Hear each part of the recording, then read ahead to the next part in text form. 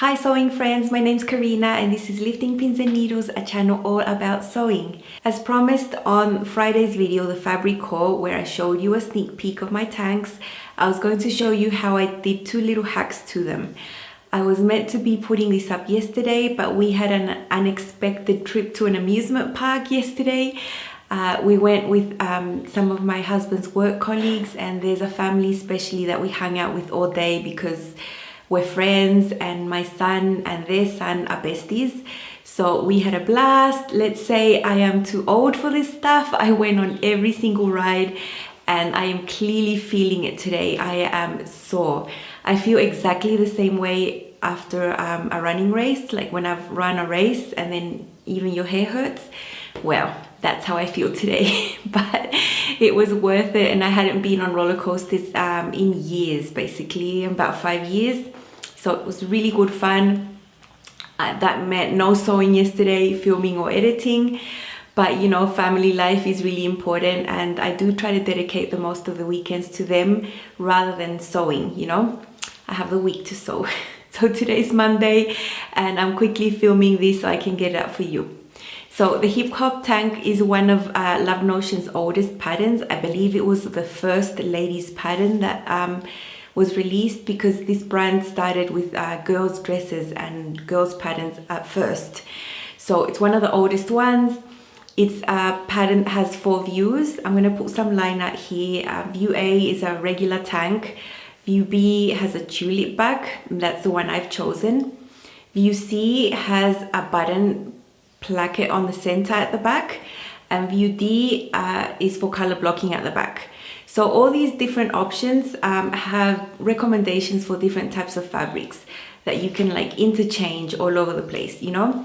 There's also an option for a cap sleeve if you don't like going around sleeveless, and the necklines and arm side you use binding made out of knit fabric to finish them off, and really nice and clean. The basic tank can be made out of a knit, but they do recommend a medium weight knit. Or you can make the whole thing out of lightweight wovens, like even silk, you know. So there's a myriad of fabric choices that you can have.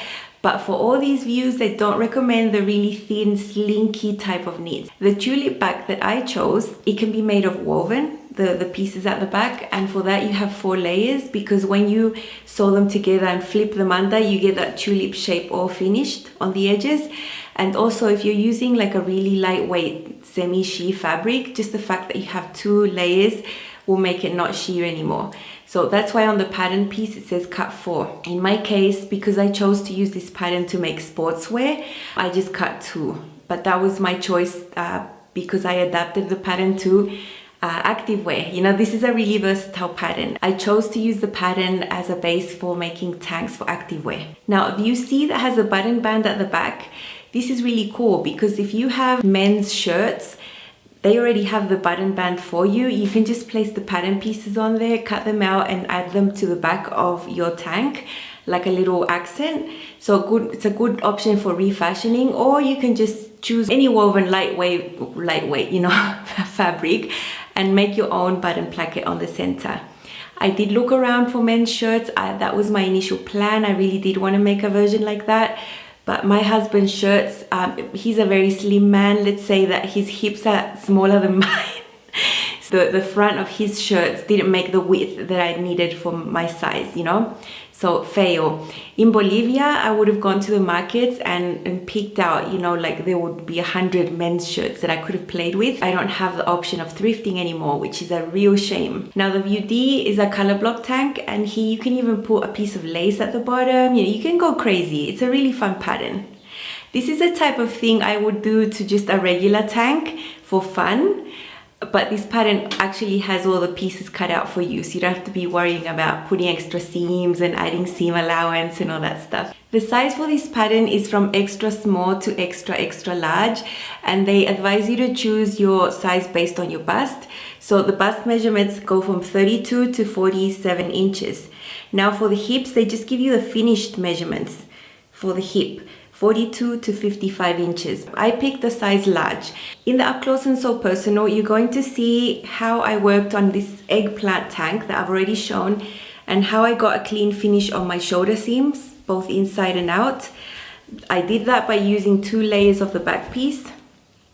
So my tulips are sandwiched between 2 pieces. So I have clean finish there on the seam inside and outside. So you're gonna see how I did that with this tank. And for the black tank, you're going to see how I did this faux piping little detail there. Now here I did add an extra seam to the front. This front is meant to be just one pattern piece. And you're gonna see how I divided that in 2 and added that in the middle. This is the same fabric I'm using to color block the back. See, this is the back piece. This is the tulip, is the same fabric I used here, because I don't let scraps go to waste, you know. And that's what I like about this pattern. You can use little pieces of fabric that you have left to create all these cool things, you know. So that is what you're going to see now. Don't you think this is starting to wear? Don't you think this is the front pattern piece, and I doubled it up so I can have a single piece, so that would be on the fold. But I made mine completely open like that because I want to do a little extra seam there. So I've done a little curve there to divide this into 2 pieces, because in between there I want to sandwich some fake piping to make a contrast, because the 2 pieces are going to be black. I've modified the arm size slightly. This pattern has a tank top version, so that is how narrow it is as a tank. It also came out wider here and then like that in case you want to do the cap sleeve. I wanted to keep the height there of the cap sleeve, so I just drew a line like that to modify the shape. This is the back part that goes on the top. Here you can actually see what I've done. So that was the height of the arm side, and it went up to there for the cap sleeve, and I've just taken that height and just brought it into the tank width there. Now under the back here you have 2 options. This is one of the options where you can cut 2, and then you have a button placket down the center, and actually this can be made of woven. The other one is a tulip shape, so you have 2 pieces there, and the other one will overlap like that. And now this is the one I'm using. I'm making a plain, like burgundy color one, just very plain. This is a plain front, normal, no modifications. Modification I'm making is that the back piece I've cut double because I want 2. So I'm gonna sandwich this tulip bit there. You can see the crossover there. I'm gonna sandwich that in between that. I just want the back part to have more stability. I've stabilized the shoulder with just a little strip of woven interfacing there.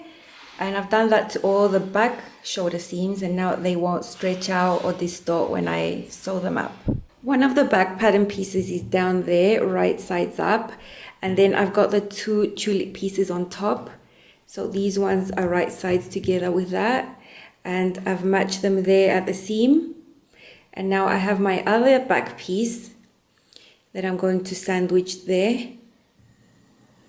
And this one is going to be right to wrong side there. When I sew these together, they will both sandwich the tulip. So here's one piece here, and underneath there is the other one. And if I just ignore the tulip in the middle, these 2 are right sides together there. And in the middle here, you have the 2 tulip pieces that are overlapping there. So now I have all these layers to sew in a straight seam there. Don't you think this is starting to wear me? So I've done that seam, and this is my wrong side up. I know because I made chalk marks. My fabric is basically indistinguishable. So on the right side, it's also clean finished in there. I threw my front piece on top. So I have right sides together there. My back is under there. My front is right there. Right sides together. So I've pinned my front shoulder seam to one of the backs. This one is dangling. And so I'm going to bring it forward, and this is how I want it to be, right? Clean. So I put my thumb through there, twist this around, and now I'm going to use that same pin to pin these. And that is what I'm going to sew. Don't you think this is starting to wear me? Okay, so I've done that seam there, and now when I just fold it back, and my front is sandwiched in there, so it's clean on the inside and the outside, I still have raw edges here for the neckline and for the arm side, but that's fine because I'm going to bind that. But I like this finish, it's really nice and neat. Both my shoulders are finished neatly like that, and now all I have is dangling side seams that I need to attach. The other one I'm making out of black double brushed poly, and this is the asymmetrical one that I cut into 2 pieces, the front, and in the middle I'm going to sandwich this strip of the same knit that I'm using, you know, the burgundy one. This is 1.25 inches wide, and I'm going to sandwich that in between the seams to create like a faux piping effect. The back is just 1 layer. This fabric is not flimsy like the burgundy one, like this one. And I'm using this one for the bottom, the tulip back, to create contrast there. I have my pieces for my front. You can see there's a little curve there, and this is the right side that you're seeing. Now on the top part, on the right side, I just folded my piece of fabric. So my fabric, this one is 1.25 inches wide, and I just folded it together, wrong sides together. And then I basted it on the edge there of all that. It's just a basting stitch, long stitch length. And now I'm going to throw this on top like that, and then, you know, I have right sides together, and I have to match that seam, that curve there. And when I sew this with a 3/8 seam allowance there, it's gonna catch that little faux piping, and then on the other side I'm going to have a little bit of that burgundy showing. I've pinned them together, right sides together, and in between there is sandwiched that little strip of knit that you can see the basting stitch there. That's not going to be seen because it's on the edge, and my seam allowance is 3/8 of an inch. When I sew that, and then you open up the top, on the right side, you're going to have that much of the burgundy poking out as a contrast, and it's going to look really cool. Don't you think this is starting to wear on me? You've been rated down like hail. I'm weak. I have tried to give you my soul, but you can't. The reason I did 2 back pieces on this one is because the fabric is really thin and slinky, right? This is not the recommended type of fabric. Usually you don't want the back part of your bra showing, like the outline of your undergarment showing on your back. That's why I doubled up here. When I double up these 2, you can't see the outline of my undergarments there at all. About the binding method that I use, I did a sleeveless cardigan with a binding there, and I showed step by step there. So if you want to see how I finished everything, all the necklines and the arm side, you can go and look over there. I'm going to link that video down in the description box. So I'm not going to put them on for you now. I have already done that. I am actually cold. This is the first day it's cold today. It's autumn, and I'm feeling pretty chilly to be changing my clothes. So I'm going to send you back to my last video where the fabric haul is. Towards the end of the video, I did model them for you and spin around and show you them on me exactly in the same space. So if you want to see them on, you can head over there. So these little things I showed you in the sewing segment, you can apply these to anything that you're making. It doesn't have to be exactly this pattern. Any simple knit garment that you want to create a little visual effect on it, you can just cut a line, you eyeball it. I eyeball my lines. Cut your pattern piece, add 3/8 seam allowance, and then sandwich a little strip of knit fabric that is going to be your faux piping. I said my little strip was 1.25 inch wide, and then you just fold it in half, sandwich it in there, sew your 3/8 seam allowance, and then you get just a little piece showing. And that's as wide as I would want it. I wouldn't want wider, you know, that's about 1/4 inch there showing. And I think that's wide enough. So that was really good fun. You can do that on anything you want. That's all. Thank you so much for watching. I will see you soon with the next video. I still don't know what's coming up on Wednesday. I'm even going to be surprised about what's coming up on Wednesday. So see you then. Have fun sewing. Bye.